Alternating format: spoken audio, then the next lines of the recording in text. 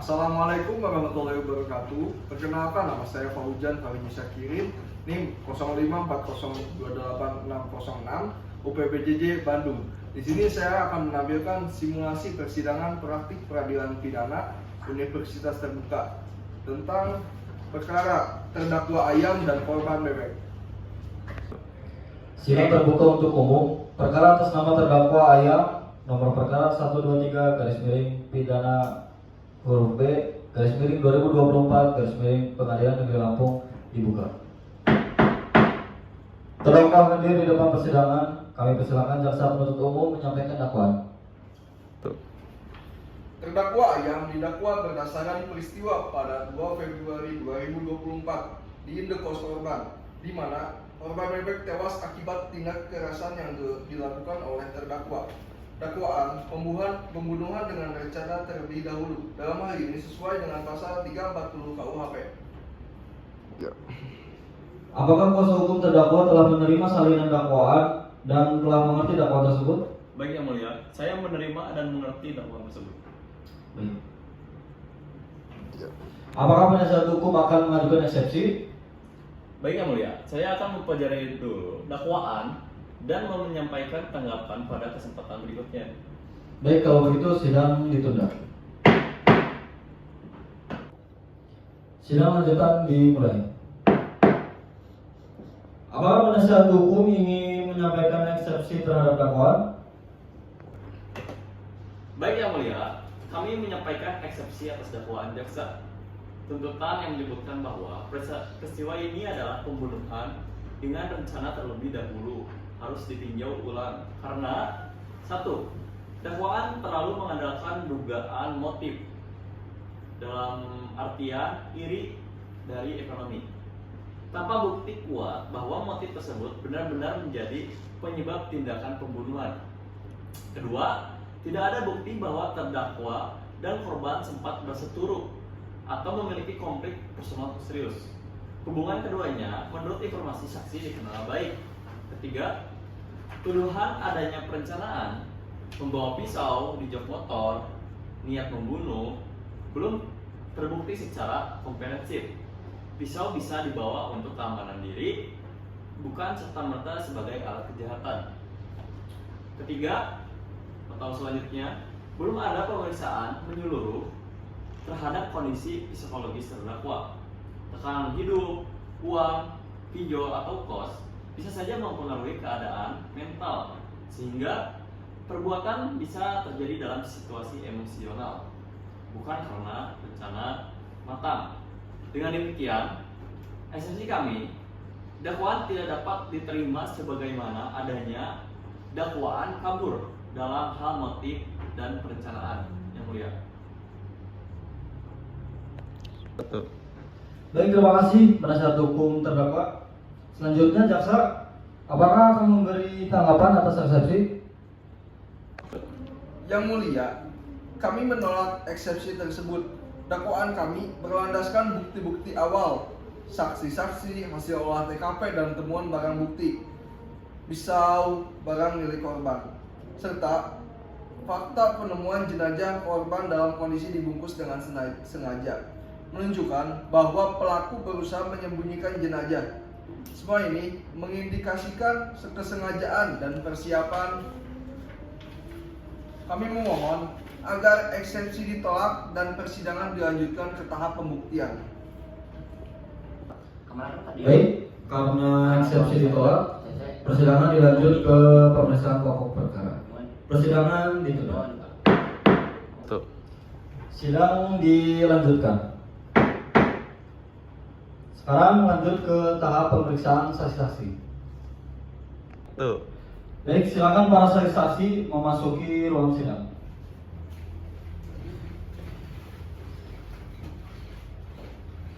Ikuti kata-kata saya. Bismillahirrahmanirrahim. Bismillahirrahmanirrahim. Demi Allah, Demi Allah, saya bersumpah saya bersumpah bahwa saya bahwa saya sebagai saksi sebagai saksi dalam perkara ini dalam perkara ini akan memberikan keterangan yang benar, keterangan yang benar, tidak lain daripada yang sebenarnya, tidak lain daripada yang sebenarnya, Baik, silakan dulu. Tuh. Baik, silakan sesi 1 menjelaskan hubungan dengan korban. Baik, Yang Mulia, saya telah mengenal korban bebek selama kurang lebih 2 tahun. Kami berpacaran, saya sering mengunjungi indekos korban. Saya juga tahu bahwa korban kadang mengajak terdakwa Ayam untuk datang untuk menginap di kamar kos korban. Saya tegaskan bahwa selama saya mengenal mereka, saya tidak pernah mereka adanya pertengkaran antara Ayam dan bebek. Hubungan mereka tampak baik meskipun saya tahu Ayam sedang menghadapi kesulitan ekonomi. Pada hari-hari setelah 2 Februari 2024, saya mencoba menghubungi bebek. Telepon dan pesan saya tidak dibalas. Hal ini tidak biasa karena khawatir saya bersama keluarga korban datang ke indekos. Kami mengetuk pintu lama sekali, hampir 1 jam. Tidak ada jawaban. Akhirnya pemilik kos dibantu membuka pintu. Ketika pintu dibuka, saya terkejut dan sedih. Saya melihat bebek sudah tidak bernyawa, terbungkus plastik dan spray, serta ruangan berbau pengawet dan wangi-wangian. Saya tidak pernah menyangka bahwa Ayam, teman dekat dan sahabat korban, adalah pelakunya. Saya ingin mengatakan bahwa selama mereka bersama, saya tidak mendengar melihat tanda-tanda ancaman, iri hati atau konflik. Bahkan ketika Ayam sedang sulit secara ekonomi, korban sering membantu Ayam, tetapi tidak ada konflik mencolok. Baik, terima kasih untuk sesi 1. Apakah kuasa hakim terdakwa ingin mengajukan pertanyaan? Baik Yang Mulia, apakah saudara berdua melihat langsung Ayam membawa pisau ke kos korban pada malam kejadian? Baik, tidak. Saya tidak melihat pisau dibawa. Saya terakhir bertemu bebek malam sebelum kejadian. Saat itu Ayam tidak ikut bersama kami. Saya tidur di kamar lain di indekos saat kunjungan saya. Saya tidak memperhatikan apakah Ayam membawa pisau.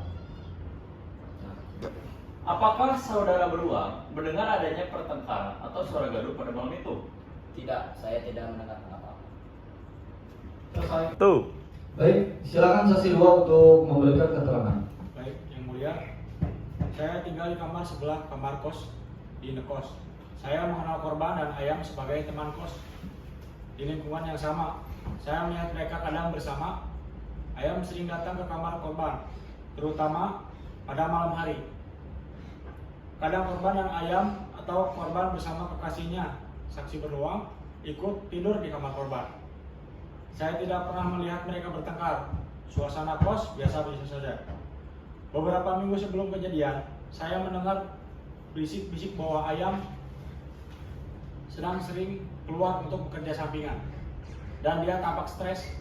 Saya juga dengar Ayam mengeluh soal utang kos dan pinjol. Setelah korban tidak muncul selama hampir 2 minggu, keluarga korban dan saksi beruang tiba di kos dan mengetuk pintu lama sekali. Saya ikut mendengar. Setelah pintu dibuka, saya ikut melihat jenazah korban terbungkus plastik dan spray. Dengan tanda-tanda bahwa mayat telah berusaha diawetkan, saya sangat terkejut. Apakah Anda melihat Ayam membawa sesuatu yang mencurigakan sebelum kejadian atau mendengar suara teriakan, jeritan atau benturan? Tidak, saya tidak melihat langsung. Namun menurut saya, suasana malam itu agak sepi. Saya tidur dan tidak mendengar suara gaduh. Jadi saya tidak memiliki bukti langsung bahwa Ayam membawa pisau. Mohon izin Yang Mulia, ini adalah barang-barang yang menjadi barang bukti tentang kasus ini.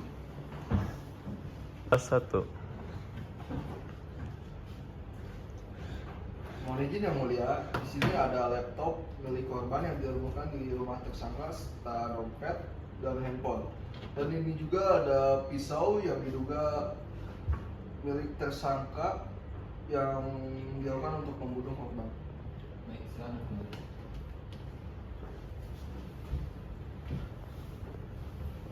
Terima kasih para saksi. Silakan meninggalkan ruangan persidangan.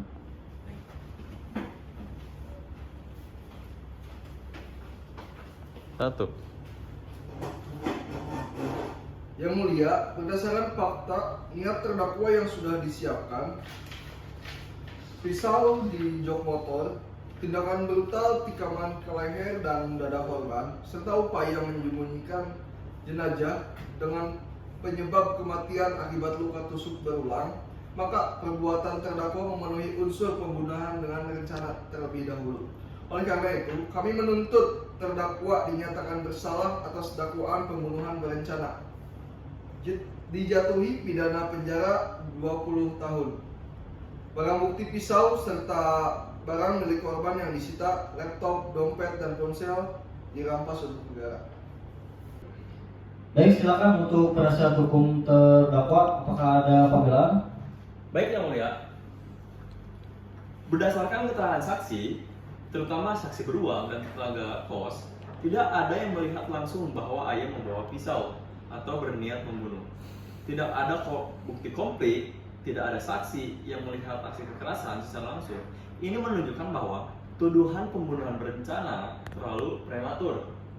Kami tetap menegaskan bahwa kondisi psikologis ayam patut diperhitungkan. Tekanan ekonomi, stres karena utang atau pinjol, serta kehidupan kos yang berat, kami memohon agar hakim mempertimbangkan kemungkinan pidana yang lebih ringan atau setidak-tidaknya mempertimbangkan peristiwa ini sebagai pembunuhan tanpa perencanaan matang. Misalnya pasal penganiayaan, mengakibatkan mati atau pemerasan jiwa, tergantung fakta.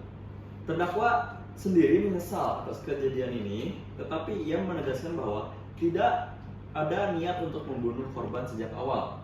Ia tidak mengingat bahwa pisau dengan niat merusak nyawa atau mengambil nyawa korban. Dan peristiwa ini terjadi dalam keadaan emosional. Yang mulia. Gas. Baik, sidang ditunda sampai waktu yang ditentukan. Satu.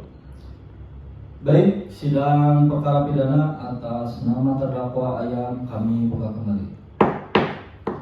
Agenda hari ini adalah pembacaan replik dari jaksa penuntut umum dan replik dari penasihat hukum terdakwa. Saudara jaksa, dipersilakan membaca replik. Satu. Terima kasih Yang Mulia. Yang Mulia Majelis Hakim, penasihat hukum terdakwa serta seluruh pihak yang hadir, kami menyimak dengan seksama pledoi dari penasihat hukum terdakwa. Setelah mempelajari argumentasi tersebut, kami menyampaikan replik sebagai berikut. Baik, silakan lanjutkan. Penasihat hukum menyatakan bahwa terdakwa tidak memiliki rencana sebelumnya. Namun, fakta persidangan membuktikan: 1. Terdakwa membawa pisau lipat dari rumah disimpan di jok motor. 2. Setelah tiba di kos korban, terdakwa memindahkan pisau ke saku celana. 3. Terdakwa berpura-pura hendak pulang, lalu mengeluarkan pisau dan menusuk korban. 4. Terdakwa menikam korban berkali-kali, terutama bagian leher, dada, bagian vital, yang menunjukkan kesengajaan menghilangkan nyawa. Fakta ini menunjukkan perencanaan yang nyata, bukan spontanitas. Penasihat hukum menyatakan terdakwa dalam tekanan mental, namun tidak ada hasil pemeriksaan psikologis yang diajukan pembela. Terdakwa tampak stabil, koheren, serta mampu menjawab seluruh pertanyaan persidangan. Tekanan ekonomi tidak dapat dijadikan alasan untuk menghilangkan nyawa orang lain. Motif terbukti dari keterangan tetangga bahwa terdakwa sering mengeluh soal utang dan iri terhadap keberhasilan korban. Terdakwa sendiri mengakui dalam BAP bahwa ia merasa lebih tertekan karena korban terlihat lebih mapan. Motif ini disinkronkan dengan tindakan mengambil MacBook, dompet, dan ponsel korban setelah pembunuhan. Terdakwa membungkus jenazah dengan plastik besar, spray kasur, menabur pengawet, dan wewangian. Ini menunjukkan kesadaran penuh terdakwa setelah peristiwa, upaya menyamarkan tindak pidana, dan bukan tindakan orang yang tidak sadar diri. Kesimpulan, dengan demikian, Yang Mulia, kami memohon agar majelis hakim: 1. Menolak seluruh pledoi penasihat hukum. 2. Menguatkan tuntutan jaksa yaitu pidana 20 tahun penjara terhadap terdakwa Ayam sebagaimana dakwaan pasal 340 KUHP. Demikian replik kami, terima kasih. Baik, terima kasih saudara jaksa. Kepada kuasa hukum terdakwa, silakan untuk menyampaikan dupliknya. Terima kasih, Yang Mulia. Kami dari pihak pembela akan memberikan duplik atas replik yang dibacakan jaksa penuntut umum. Soal tuduhan perencanaan, jaksa kembali menekankan bahwa membawa pisau adalah bentuk perencanaan. Kami tegaskan, 1. Pisau lipat tersebut adalah alat serbaguna yang memang sudah lama berada di jok motor terdakwa. Kedua, tidak ada bukti terdakwa datang dengan niat membunuh. Ketiga, terdakwa datang ke kosan korban karena mereka teman dekat, sering bertemu tanpa ada masalah. Perbuatan setelah kejadian tidak dapat digunakan untuk menyimpulkan niat sebelum kejadian. Untuk soal tikaman berulang, jaksa menafsirkan tikaman berulang sebagai bukti rencana. Namun, 1. Tikaman berulang dapat terjadi dalam situasi panik atau perkelahian fisik. 2. Korban sempat melawan dan menggigit tangan terdakwa sehingga peristiwa ini bukanlah pembunuhan tenang seperti yang digambarkan jaksa. Selanjutnya soal motif iri. Keterangan saksi merasa terdakwa iri hanyalah interpretasi, bukan fakta hukum. Tidak ada bukti yang konkret seperti 1. Pesan, rekaman, percakapan, atau saksi mata yang menyatakan terdakwa memiliki niat jahat atau kebencian terhadap korban. Hukum pidana tidak dapat ditegakkan berdasarkan dugaan. Selanjutnya, Yang Mulia, soal tekanan psikologis. Kami tidak pernah menyatakan terdakwa gila atau tidak mampu bertanggung jawab. Yang kami sampaikan adalah 1. Terdakwa berada dalam tekanan ekonomi dan sosial. 2. Sehingga emosi tidak stabil dalam kejadian. Selanjutnya yaitu faktor ini patut dipertimbangkan sebagai keadaan yang meringankan, bukan sebagai alasan pembebasan. Kesimpulan dari kami Yang Mulia, dengan demikian kami memohon 1. Majelis hakim tidak menerima replik jaksa penuntut umum. 2. Mengalihkan dakwaan dari pasal 340 KUHP pidana menjadi pasal 338 KUHP pidana atau pasal lain yang lebih proporsional. 3. Menjatuhkan pidana yang lebih ringan, mempertimbangkan usia terdakwa yang masih muda dan adanya tekanan mental. Demikian duplik kami Yang Mulia. Baik, terima kasih kepada jaksa penuntut hukum dan penasihat hukum atas penyampaian replik dan duplik. Karena tidak ada lagi yang ditambahkan, sidang kami tunda untuk agenda musyawarah majelis dan pembacaan putusan pada sidang berikutnya. Sidang ditunda. 3.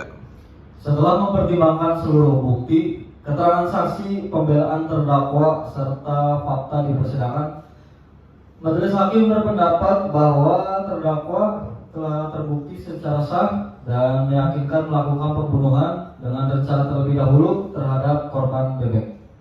Dengan demikian, majelis hakim menjatuhkan pidana terhadap terdakwa Ayam pidana penjara selama 18 tahun sesuai pertimbangan pemberatan atau peringan, misalnya belum pernah dihukum, ada penyesalan, tidak ada rekam jejak kekerasan sebelumnya, meskipun tindakan sangat berat.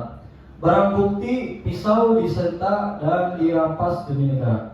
Hakim memerintahkan agar terdakwa ditahan selama masa penjara dihitung, serta memberi kesempatan kepada terdakwa untuk mengajukan upaya hukum banding sesuai ketentuan. Sidang ditutup.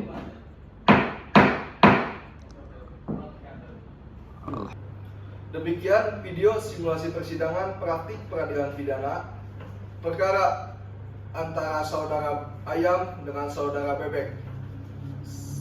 Mohon maaf bila ada kesalahan. Sekian, terima kasih.